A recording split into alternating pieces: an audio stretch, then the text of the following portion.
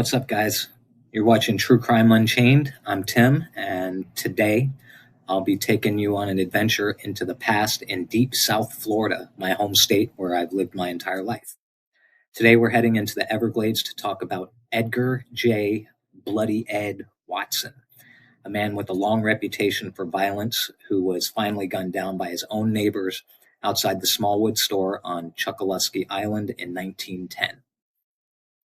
So in the early 1900s, the 10,000 islands in southwest Florida were pretty much as remote as it got.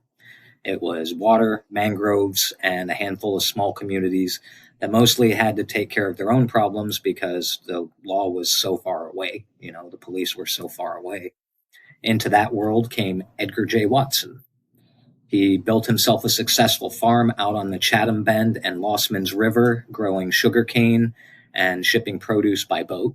But he also carried a reputation that made a lot of people nervous.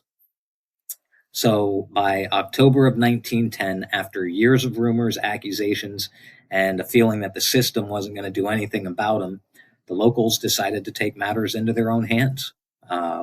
Watson pulled up to the Smallwood store. He stepped ashore, and within minutes, he was dead. They shot him multiple times. It was a group of men who believed they were stopping a killer that the courts never would.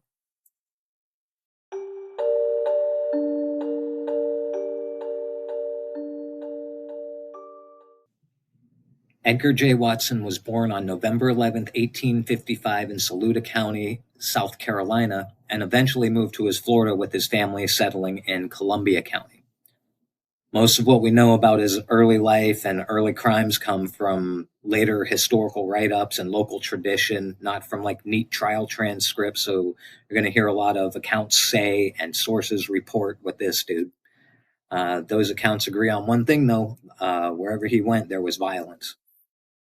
He's said to have killed at least one man in his early 20s in Florida and left the area to avoid prosecution. And later stories described him kicking his cousin to death during a drunken fight in the town of O'Brien. He kicked this dude in the head so hard it killed him. So whether every detail is perfect or not, the picture that emerges is of someone quick to use lethal force and just as quick to leave town when the heat starts getting turned up on him. So at some point in the 1880s, Watson shows up in Arkansas and Indian Territory, where he crosses paths with the outlaw Belle Starr. So he rented land near her, and later, when she was shot and killed in 1889, Watson's name gets pulled into that story as a suspect. But this is also where you got to be careful. Standard histories of Belle Starr say her murder was never definitively solved, and different sources disagree on exactly what, if any, role that Watson played. Some say he was arrested and tried and then acquitted. Others just listed as one of several suspects. So it's fair to say he was linked to her in the historical record and in legend, but not fair to say that he was proven to be her killer.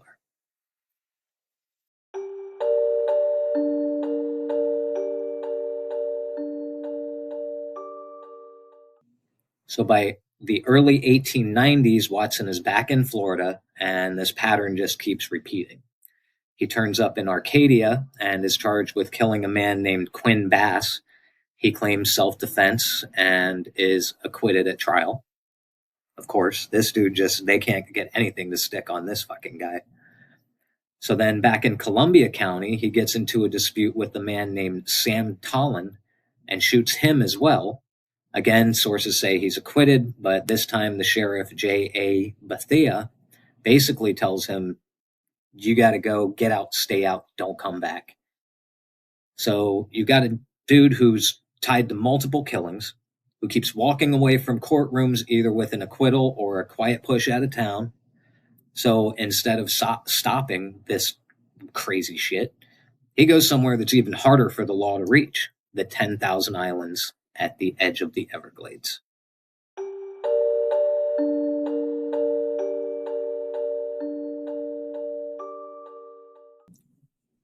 So around 1892, Watson establishes himself along the Chatham Bend River in what would later become part of the Everglades National Park. He buys land, he raises vegetables, He cuts buttonwood trees for timber, and most importantly, he grows sugarcane, which he ships by schooner to places like Fort Myers, where I live, Tampa, and Key West. And by all accounts, he knew how to run an operation and, make money out there. This is one of the hardest places to live in Florida. But, even in the remote setting, he doesn't exactly keep a low profile.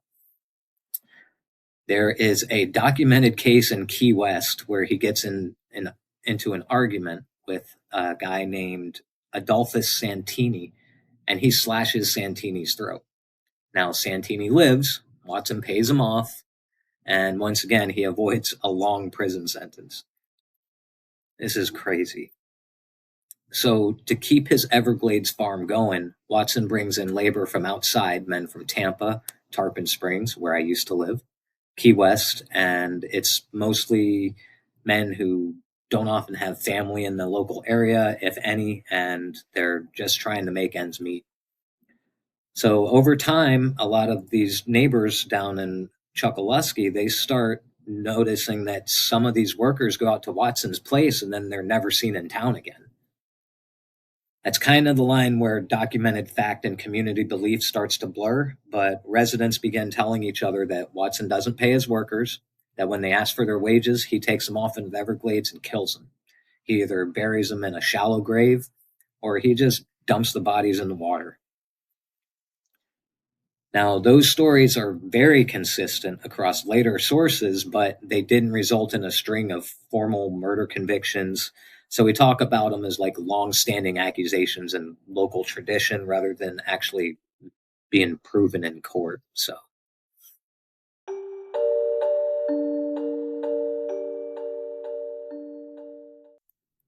now, among those stories, two stand out in the historical record. One is about a local woman named Hannah Smith. According to accounts, a young boy came forward and said that he had seen Watson kill her. And then he led adults to the place where she was buried. They reportedly dug there and they found her body. Now, that's a pretty wild story and it shows up in multiple retellings, but again, it's kind of survives more as like a narrative than a set of, preserved court documents. And the other is the Tucker case, which really got the community's heckles up. This might have been probably the straw that broke the camel's back. So a man named Tucker and his nephew are farming land near Lossman's River that Watson says that he owns. And Watson, according to these accounts, orders them to leave. They tell him, look, we've been here for years. Once we've finished our harvest this year, then we'll go. Well, and soon after that, the Tuckers are murdered and their bodies are thrown into a river.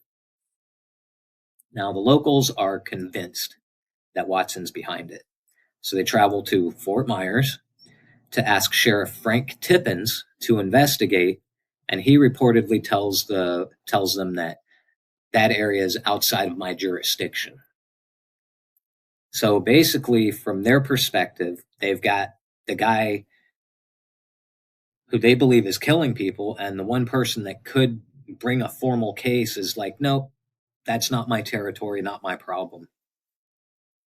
So whether every detail of these stories is exact or not, what matters for this episode is that by 1910, people in that region genuinely believed that Watson killed multiple people, and the normal channels of law enforcement were not going to stop him.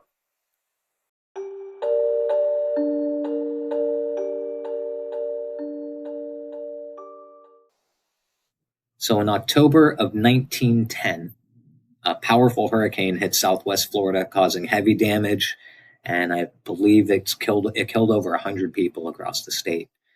And the 10,000 islands, which are already very isolated, are even more cut off in the storm's aftermath, of course. It's even harder to get there once a hurricane rips through the state. So on October 24th, 1910, just a little after that storm, Watson brings his 70-foot boat to the Smallwood store on Chokoloskee Island.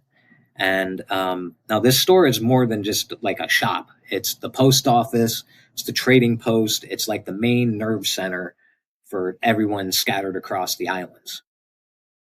And the owner, Ted Smallwood, later said that Watson, he paid his bills. He didn't cause trouble in the store. But by this point, a number of local men, they just lost all confidence that he's just another customer. They're like, this dude's bad news. I mean, they believe they're dealing with a dangerous killer who just keeps slipping through the legal cracks anytime something's thrown at him. Well, it was a little different that day. So when Watson steps ashore, several armed residents are waiting for him. Accounts agree that there's a tense confrontation and that Watson tries to bring a shotgun into play. The most common version is that he aims and pulls the trigger and the shotgun misfires, which would make sense. This older shotgun going through a hurricane, it would make sense that it may misfire. And then as he reaches for his revolver, which he always had on his hip, that's when the men open fire. So by the time the shooting stops, Watson's dead, shot multiple times. Some sources say roughly 30 plus bullets hit him. The exact account is less important than the basic fact that he didn't fire successfully and he didn't walk away this time. So he's buried at first on Rabbit Key nearby. And then a few weeks later, his son-in-law, a banker named Walter Langford from Fort Myers, has the body exhumed and reburied in Fort Myers Cemetery on Michigan Avenue. It's still there today. You can go see it. No one from the group of islanders got ultimately convicted for killing him. I don't even think there were any arrests made or anything. They just considered pioneer justice. It's a community. They felt backed into a corner, and so they acted.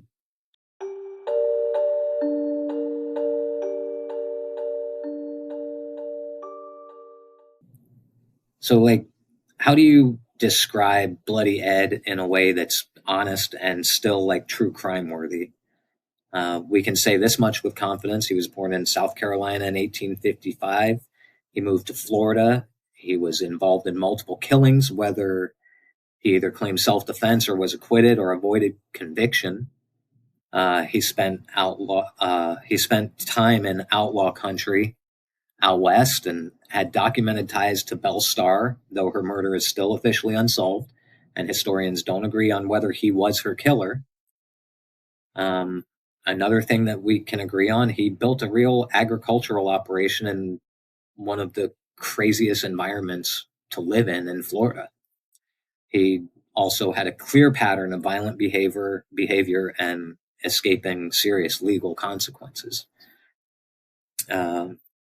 You can also say that the people who lived around him in the 10,000 Islands truly believed he was killing workers and neighbors and getting away with it, and that stories about Hannah Smith and the Tuckers just fed into that belief.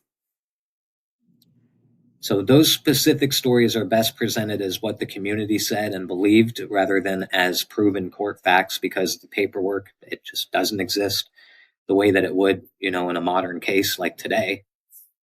But what is absolutely clear is how this story ends.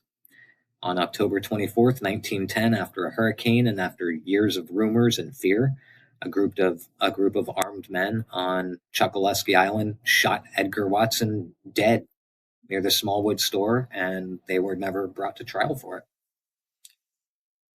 So today that store still stands as a museum and a preserved piece of that history. It sits on pilings over the water filled with old goods and artifacts from the days when, back then, the only law in that part of the Everglades might be, you and your neighbors it's time to get rid of Ed's ass. So this has been True Crime Unchained, and I'm Tim.